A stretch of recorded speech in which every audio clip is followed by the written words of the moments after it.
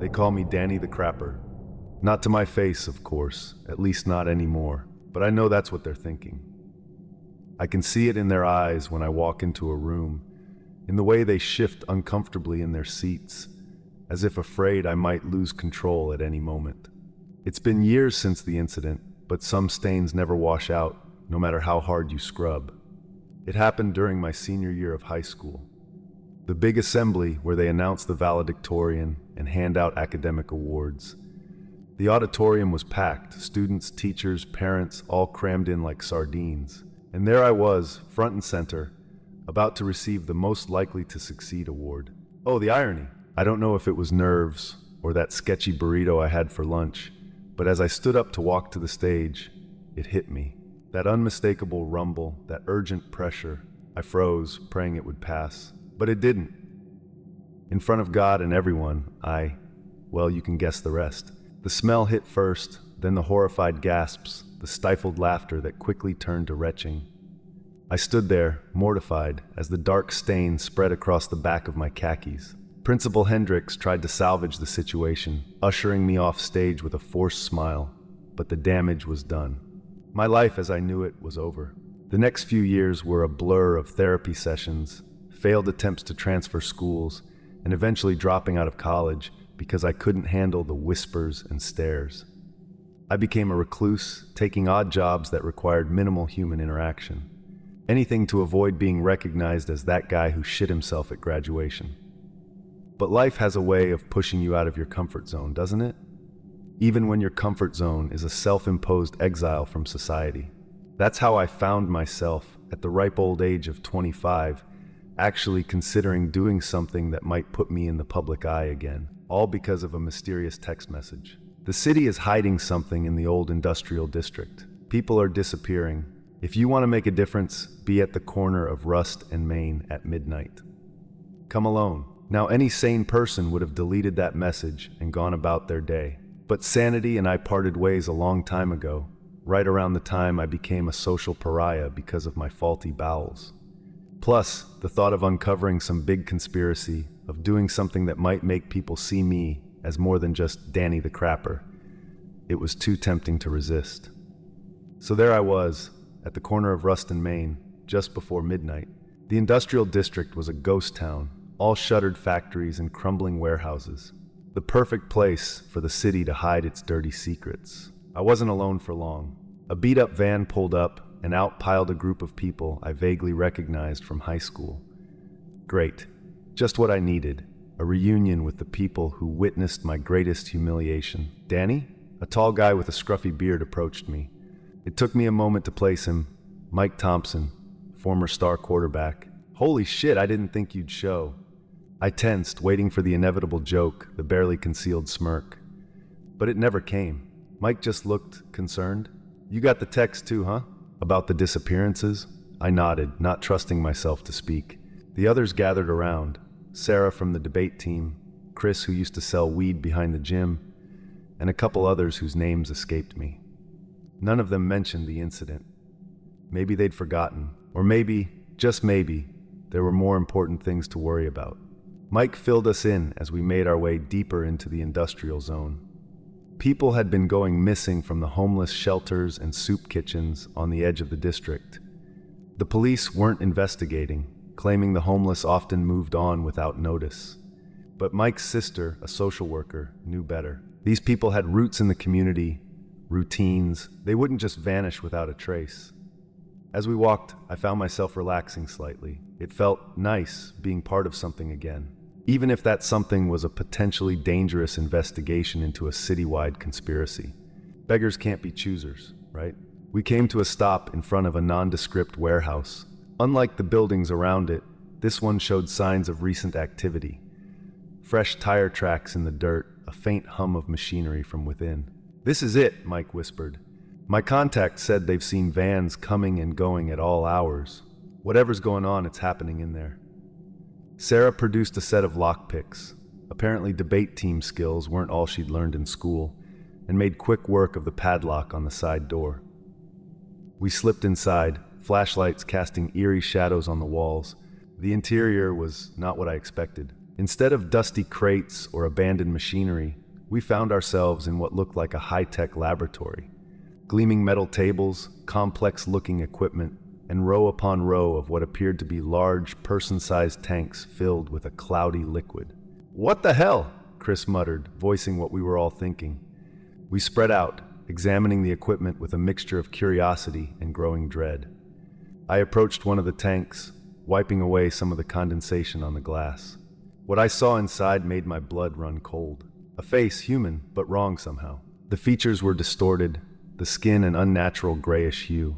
And the eyes, dear God, the eyes were open, staring blankly ahead. I stumbled back, my heart racing. "Guys," I called out, my voice shaky. "I think I found where the missing people went."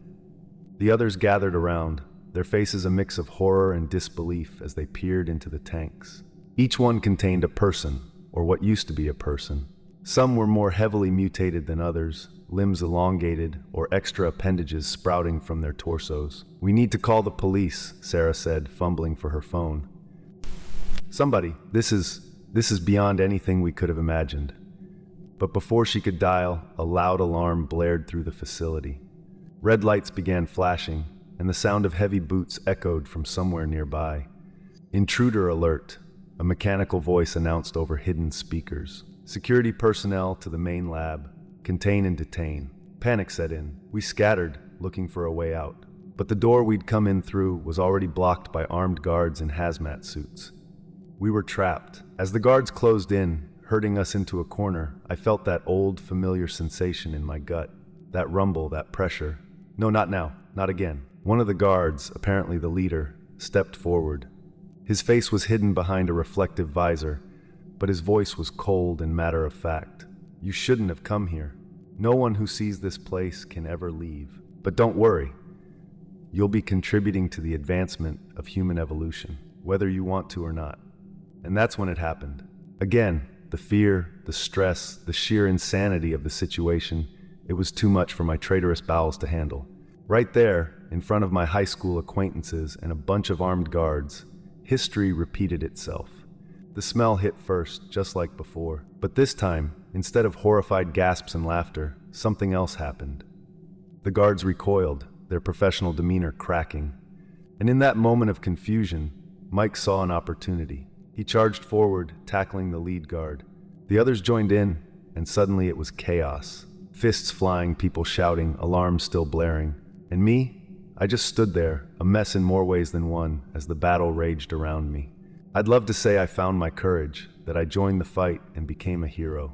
But the truth is, I was paralyzed. By fear, by shame, by the sheer absurdity of the situation. Here we were, in some secret government lab full of mutated humans, and once again, I had shit myself at the worst possible moment. But sometimes our greatest weaknesses can become our strengths. As the guards struggled with my friends, more security personnel flooded into the room.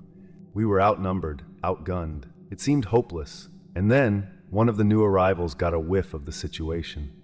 He gagged, his hand flying to his mouth. Like a domino effect, the other guards began to react to the smell. Some doubled over, retching. Others backed away, trying to escape the stench. In their moment of distraction, my friends managed to overpower the remaining guards. Mike tossed me a key card he'd snatched from the leader. "Danny, the exit! Go!" Moving on autopilot, I swiped the card at the door. It slid open with a hiss, revealing a long corridor beyond. We ran, the sounds of pursuit fading behind us as the guards struggled to recover from their olfactory assault. We emerged into the cool night air, gasping and disoriented. Without discussion, we piled into Mike's van and peeled away from the warehouse. No one spoke for a long time, each of us trying to process what we'd just experienced. Finally, as we reached the outskirts of the city, Sarah broke the silence. "We need to tell someone. The media, the feds, anyone who will listen." Mike nodded grimly. "We will, but we need to be smart about it.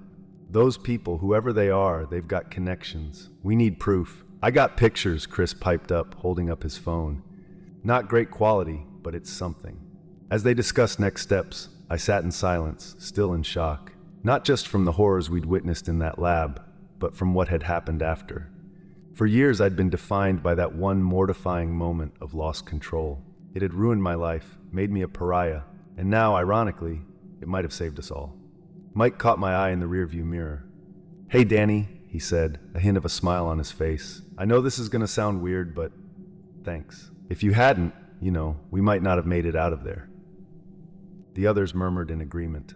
There was no disgust in their eyes, no barely concealed smirks. Just gratitude and a shared understanding of the trauma we'd all just endured. For the first time in years, I felt a glimmer of hope. Maybe, just maybe, I could be more than Danny the Crapper. Maybe I could be Danny the guy who helped uncover a massive conspiracy. It wasn't much, but it was a start. As we drove into the uncertain future, I made a silent vow. Whatever came next, government agents, shadowy organizations, more secret labs, I would face it head on. No more hiding, no more shame. I had faced my worst fear, relived my most humiliating moment, and come out the other side. Let them try to silence us. Let them send their men in black or their mutant experiments. We had the truth on our side, and if things got messy, well, I was uniquely qualified to handle that. For now, though, there was a more pressing concern. "Hey, Mike," I said, breaking my long silence. "Any chance we could stop somewhere? I could really use a change of clothes." The van erupted in laughter, not cruel or mocking, but the kind of laughter that comes from shared relief, from surviving something impossible together. And for the first time in years, I laughed too. Danny the Crapper was dead. Long live Danny the whistleblower, Danny the conspiracy uncoverer, well, we'd work on the title. The point was, my life wasn't over. It was just beginning. As we drove into the night, leaving the industrial district and its horrors behind, I felt something I hadn't experienced in a long time. Pride. Not in my bodily functions, obviously. That was still a work in progress. But pride in myself, in my ability to persevere, to turn a weakness into a strength. We had a long road ahead of us, exposing the truth, avoiding shadowy government agents, possibly saving the world from whatever twisted experiments were being conducted in that lab. It wouldn't be easy. But then again, nothing worth doing ever is. And if things got tough, if we found ourselves in another tight spot, well, let's just say I had a secret weapon, one that no one would see coming, least of all me. Watch out, world. Danny the Crapper is gone. But Danny the unlikely hero, he's just getting started, and he's got a score to settle with anyone who thinks they can mess with the little guy. Just maybe keep some air freshener handy, just in case.